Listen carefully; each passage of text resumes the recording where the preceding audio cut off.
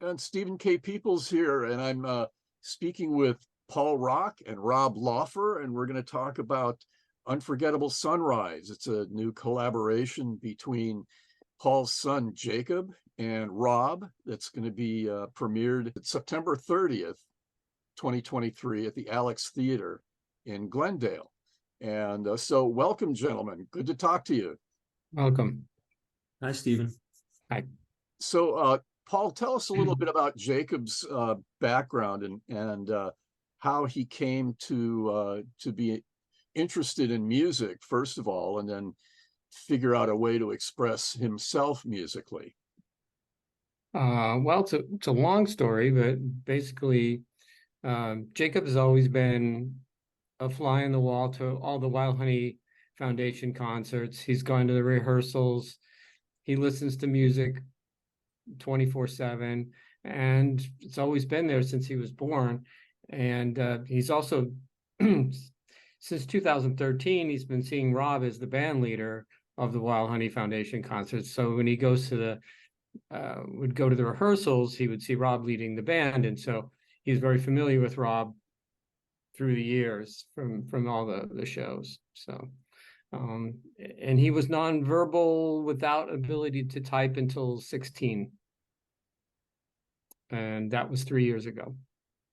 There was a breakthrough. There was a point at which he discovered a way to use an iPad to communicate. Can you tell us how that happened and well, he'd been what practicing, that meant to him? Yeah, he'd been practicing for almost, I don't know, a very long time, years, getting a little better. And during COVID, we were home doing Zoom school, and it just kind of clicked in at that point. He just started expressing himself very, very vividly. His teachers discovered that he was at least 8 grades smarter than they thought once he started typing. And he started typing poems and movie reviews, and all of a sudden we had a someone who could express himself way beyond the eat and yes, which are the 2 words he can say. And so 6 months after he made the breakthrough with the typing, he informed me through typing that he had written a symphony in his head. And he had a complete full-blown in his head, and he could hear every instrument as it. He at the time thought it was going to be 90 minutes. Of course, it's turned out to be 71 minutes. But so then he typed out the description, the blow-by-blow instrumentation of what he was hearing, basically. So instruments, that how long each instrument would play, how they mix with other instruments, the mood, the texture, all in words. And so once we had that started to take shape, I said, this is pretty amazing. We should try to make this into, music. And so, of course, I turned to Rob, and he started making the music from the descriptions, and they started working together. Had Jacob been thinking about Rob as he was developing this or getting this out? Or I don't think so specifically, because I don't think he thought anybody would ever do this for him. Really? To make it, take it as far as we've taken it.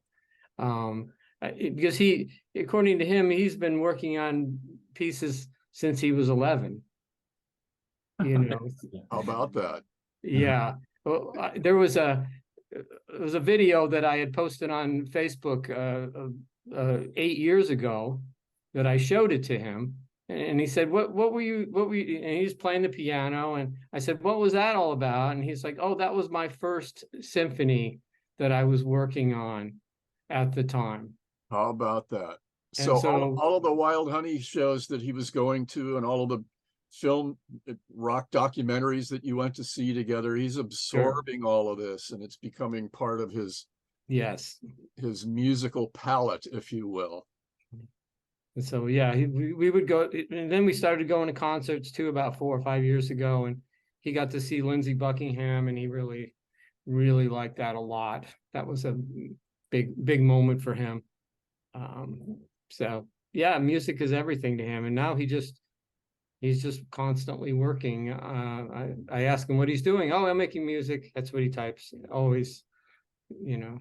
Well, Rob, let me ask you how the project was presented to you and what your reaction was and what you thought about it at first. I was like, what? No way. Get somebody else. I'm so not a symphony writer kind of guy, you know. But you know, I have always had sort of some like kind of closet aspirations beyond pop. And so in a way, this was like, this is kind of meant to be kind of thing. Um, It was it kind of became a sandbox for you too, then, Totally. in a Uh, way. you know, it was completely such an unknown thing to leap into, but I'd already had a sense of Jacob because I don't know. I always felt. I mean, when you're with Jacob, you just feel him. He's just a heavy guy. You know, he's just a soulful dude. But once he started typing and I started reading what he had to say, I was just fascinated by his mind, and I just had a feeling like this was going to be a real some kind of meaningful journey. What did you think about uh, how to interpret his written descriptions of what the music should sound like? Yeah, How it did was a that work? process. It was a process. So I'd start we start having weekly meetings over at their garage, which is a nice room to be musical in, and I would just ask questions. Um, so like if you would say, I'd see something that says, oh, we need 5 piano bangs. And I'm like, well, and I'd sit at the piano and he means a bang like this or a bang like that. And you know, he knew. I mean, he just, you know, he would not take us more than a second to think about. He just knew what he wanted. And then I remember a thing for me was he wanted a part that was cacophonous. He wanted 5 sections of cacophony in varying lengths. And cacophony is a pretty big concept, really. You know, like really cacophonous, or kind of like with some musical elements, some unifying. And you know, just sorted it out. And we'd say things like, "How challenging do you want this to be for the audience?" And we'd sort of, you know, and I could tell we had the same feeling of we wanted it to be challenging, but you could get it. You know, like an audience could relate. I could tell that he wanted the feelings felt. He didn't want that part, but he wanted the feeling of you're reaching, you know, you're being challenged in some way to go beyond something. I just, you know, so we just have these kind of conversations. Musical content, it was tricky. I came with a computer and a keyboard and all my sounds loaded up, and I was like, it even took me like a month to prepare for our first meeting because I just didn't know, is he going to be like B flat, B flat, but it turned out it was really just more of a kind of a verbal exchange. He did, you know which instruments he wanted, like kind of the major instruments and which sections, but there really wasn't any guidance in terms of style. So it was just sort of like just it was a mystery until it sort of started to come out. Understood. I mean, Well, yeah. listening to the sample that's on SoundCloud, which is striking, which is excerpts from the piece. There are a lot of musical genres involved here, and mixing up thereof. And the piece seems to go in a lot of different directions, but it is 70 minutes long. I mean, that should be a musical journey. Do you get the sense that it is a musical journey that goes from, you know, beginning, middle, end, or is it like a collection of mini operas or small pieces? How would you I how didn't would you feel how would I you didn't describe it? yeah, I didn't necessarily get a sense of musical cohesion until the sixth movement was completed. And then it sort of started to sound like the completion of a thought. So that, like this whole thing has been that way all along. It's like, I don't know what it is until I hear it. Gotcha. But Jacob does. So I keep kind of coming up with stuff, and he's like, yes, no, yes, no, yes, no.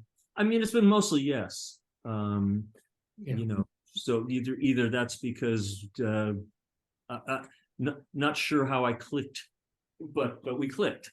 Yeah. So when did you guys finish this up?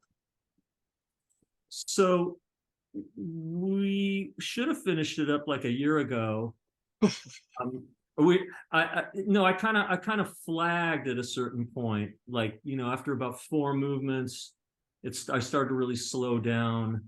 And I think, you know, just so much stuff has intervened, life stuff, you know, people getting sick and stuff, you know, all kinds of things have happened for all of us. But so the last movement took a few more months to get to. So overall, it's, you know, we've been on this for about 2 years. Well, Paul, while this was developing, what was Jacob discussing with you at home about what he wanted to do with Rob, like the next day, or what did he think about what they did? He'd come home and progressively, we did this today, and I'm really excited about it. Right. Well, that was early on the process. It was, you know, much more, you know, he didn't really know whether it was going to be exactly what he wanted, I think, early on. But he had a lot more input early on because he felt like he wanted to, I guess, move it in the direction that he was thinking. Right. But as he and Rob became closer, to, you know, it just blossomed into this kind of mutual mind reading experience, and they were exactly on the same page for the last 2 or 3 movements, really. Musical telepathy. Yeah. Well, there was one occasion where Rob had emailed me about how he was enjoying the process or something like this. It was maybe in the 4th or 5th movement. And I didn't see this email for like 2.5 hours because I was watching TV with Jake. But during that time, exactly at the time that Rob had emailed me, unbeknownst to anybody, Jacob typed, "Oh, I'm so glad that Rob's having a good time doing the symphony."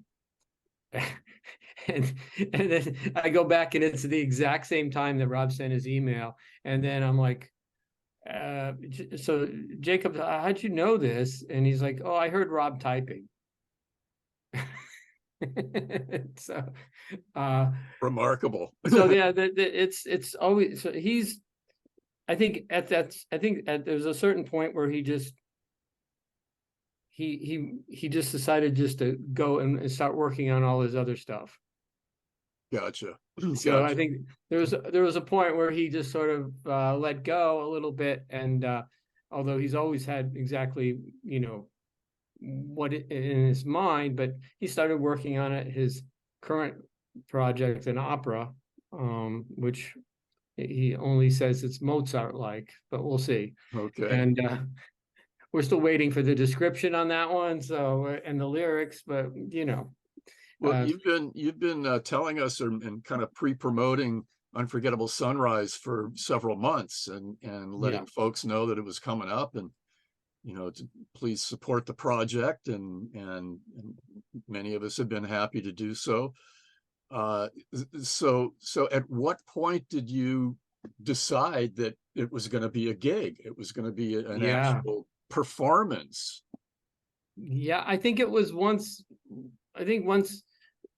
it really hit its stride and we were getting all this, you know, incredible early music made, and it was, I don't know, but once we realized it was going to be 50 some pieces, I think that's the point where I said, you know, this is really amazing. And I think we, you know, initially my thought was we'll just have a few people over to my house and we'll do like a, you know, a small ensemble, and that would be the end of it. But once it kept growing and getting better, and all of a sudden we're like, and then we got Tim Page involved, who's a classical professor, was a professor at USC Thornton School of Music at one point, and is currently retired, but he still has a lot of connections there. And so I sent him some early music, and he got involved, and he got the USC people involved eventually, and also the conductor Daniel. And so this is where Daniel Newman-Lessler comes into the picture. Yeah, he's a friend. He's a former student of Tim Page's. Gotcha. And so he was the first one to sign on, and then beyond that, then we got the whole Thornton School of Music students to sign on as well. There's like 54 musicians slated to be I on believe stage. so. Yeah. Now, Rob, as far as taking it from your solo collaboration with Jacob to, you know, performance with a symphonic, you know, a group like this, what kind of challenge did that present, and how did you figure out how to do it? I've had some training. I went to not that you don't know how to lead a band or anything, but yeah, no, but yeah, orchestra.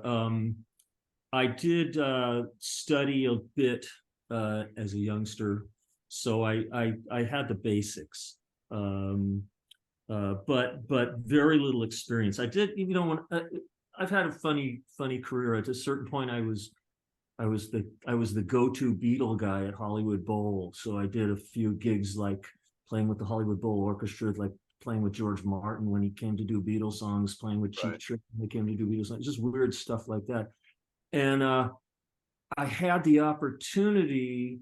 There was an orchestra, you know, so I was like, what if I write my own arrangement? And I actually did a couple of those, you know, just to push, because I had a little bit enough training to get myself into trouble, kind of thing. And so I've done a few things like that, and I've done like string and horn charts for Wild Honey and, you know, stuff for my own recordings, little sections. But for this, yeah, I was a little bit at sea. I did a lot of Googling, a lot of reading, getting help from some friends. Caitlin Wolfberg was helpful. We discussing different aspects of the orchestra. Nick Vincent was helpful. Lynn Bertels, probably some other people I'm forgetting. And but then the other thing is computers, wonderful things. You know, I invested a little bit in getting some good orchestral sounds loaded up in my computer, and just started hitting the keyboard. And it created a demo, if you will, for the orchestra. Yeah, well, you know, you can get them. It sounds, I mean, it doesn't sound quite like an orchestra, but you can really hear what we're going for. Yeah, you can approximate it at least. And for position only, as we say in the graphics business. Right. Yeah, but you know, I listen to it and I get the feels from listening to it. What's nice about the computer, I mean, it's so, you know, Beethoven would just be like so pissed off. It's like you can just, you know, hit something and go, oh, I like that, but no, I'll make it go there. You know, it's like you can just, it's so fluid, and you don't really have to know anything to make something sound good. You just have to have sort of intention and ears. Well, let's go back to Daniel Newman-Lessler. I'm kind of interested in what his take was when he first heard the music, and what compelled him to sign on as the director of the orchestra. Paul?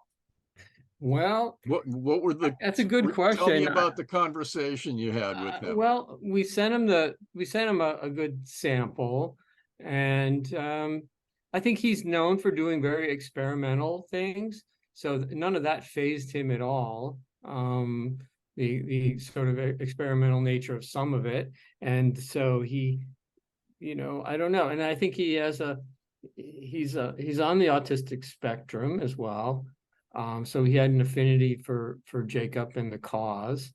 And I think he was just moved by it. I think he just had it touched a real emotional chord with him, and I think he likes the music. Yeah. You know, I could be really scared of what academically informed people think. And I went through a little bit of that, like, oh God, what, you know, because I don't know anything, but I don't care at all. No. At a certain point, you know, you can't let that get in the way of a good thing. No, this is its own deal, and I know Exactly. it communicates on an emotional level. Yeah. I know It tells the story. It tells the story, and that's what the story is. So there you go. No, But have you had any? I'm sorry. Go ahead. No, hi Daniel. Nothing. It's just I'm sure he does it. Have you had any rehearsals yet, or what's the plan for that? With the 54 piece, or is he doing that first, and then how is that going to work? We've got 4 rehearsals set up already. I think the first one is in a few weeks. So September 10th. 2 are at USC. They've got a nice room there, and then 2 are at the theater. Yeah. Right before the Gotcha. And has Jacob been involved in the preparations at all up to this point, aside from is he off working on his new opera, and that's kind of what his focus is now? He likes to keep track of it, and you know, he likes to, you know, I'm always updating him on what's going on, and he takes great pleasure in the fact that it's coming together. I mean, he knows that he can only do so much, but he is eager to attend the rehearsals. And we were sort of discussing, you know, well, are we really gonna do this? Are we gonna, you know, small ensemble, big place, little place? Right. And you know, Jacob was involved in some of those discussions, and it was always like big orchestra, big place. Let's spend as much as we can, you know. He really, you know, he wants to go all the way with this. Absolutely. I mean, Yeah. why not? That's great. Well, you know, I think helping you create the piece and providing that kind of little inspiration, you know, helps you stay focused on making it big and making it a big event, as it should be. And he wants to inspire people. We've got a few more minutes left, but Sure. I wanted to also alert listeners that there's going to be an NPR California report coming up soon. So stay tuned to your local NPR station for that, and they'll be giving you a preview of the Unforgettable Sunrise, Unforgettable Sunset. Sunrise, Unforgettable Sunrise. Yeah, you hit it right. Presentation coming up in October. So someone wants to get tickets. How do they do that, Paul? The easiest, most simplest way to say it is alextheater.org, which you find the event there, and it'll take you to the Ticketmaster link. The Alex Theater box office is alextheater.org. That's the Alex Theater in Glendale, California. Yeah, and Glendale and Brand. Yeah, it's a beautiful theater. And there's a program being in production right now, right? Yes. So yes. There's an opportunity for supporters to purchase an ad or purchase some space in the program. How do people do that? And they can just email me at wildhoneyfoundation@yahoo.com. Very good, very good. Well, thanks to both of you gentlemen, and look forward to hearing the entire piece performed and seeing Jacob react and enjoy it as he's listening to it. Thanks, Steve. Thank you. Have a great one. You too.